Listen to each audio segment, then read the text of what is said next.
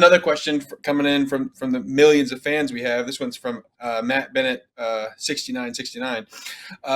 Josh Downs, what do we think this week, guys? I know we already heard the AR talk, so it sounds like he says in the message, every time I bench him, he explodes. My guess is those are probably Joe Flacco weeks.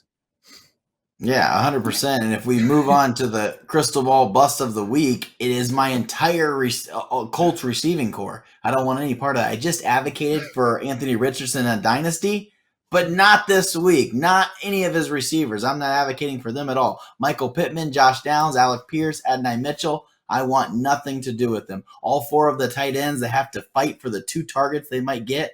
I don't want any part of that. Anthony Richardson and quarterback in the offense. That's not a traditional offense. That's someone that's going to pound the rock over and over and over, and they're going to have, less than 20 pass attempts. And half of them won't even be catchable.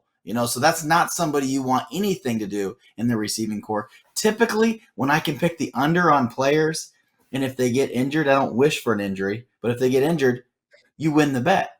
Unfortunately, with this particular bet, if there is an injury and that injury is to Anthony Richardson, someone who gets injured often, and Joe Flacco comes in, now it's a completely different story. The whole offense opens up. Josh Downs is a play. All the receivers are going to get their catches. They're going to get their yards. But with Anthony Richardson at quarterback, I don't want any part. Yeah, I was looking at the ESPN wide receiver rankings earlier. Best ball, my crystal ball, and crystal ball bust.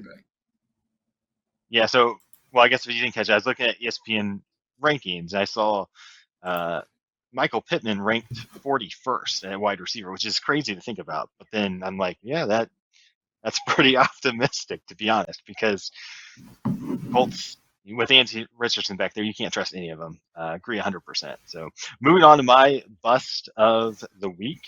I'm going to go with a guy who has had 90-plus rushing yards in 4 of the last 5 games and has had double-digit fantasy points based on Yahoo scoring every single game that Andy Dalton has started. Unfortunately, Andy Dalton will not be starting the game on Sunday, and he's yet to have double-digit points in the games Bryce Young's starting. And on top of all that, they are playing against the Denver Broncos. This is a bench all your Panthers situation. And if by some miracle you can go get Denver Broncos defense, they're going to have a great weekend. Yeah. Hell yeah, brother. For me, it's going to be the inconsistent Marvin Harrison Jr. I think it's 2 different things.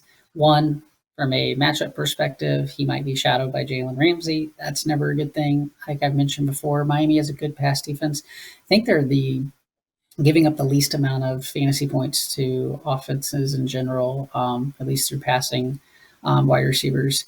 And the second thing is Kyler Murray can't handle throwing the ball deep down the field, which is primarily where a lot of Marvin Harrison's routes are. On Monday night, another example where Marvin Harrison burned the secondary on a slightly broken play. Instead of looking downfield and throwing it, Kyler's more worried about looking at where he can scramble 50 yards horizontally before making a play.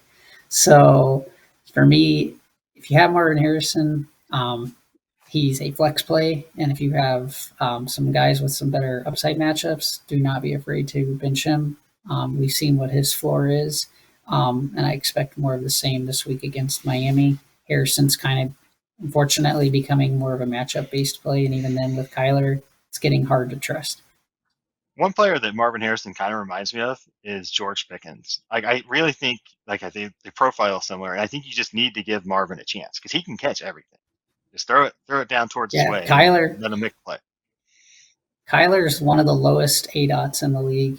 He just doesn't throw it deep. I don't know. It's just not a match. You switch Neighbors and Harrison roles, and I feel like Harrison would be easily the best rookie wide receiver, and everyone would be saying, what's wrong with Neighbors? A lot of it is environment, and Kyler doesn't give those opportunities. He did maybe a few years ago, doesn't throw it deep anymore. Well, I think it's easier to manufacture touches to Neighbors.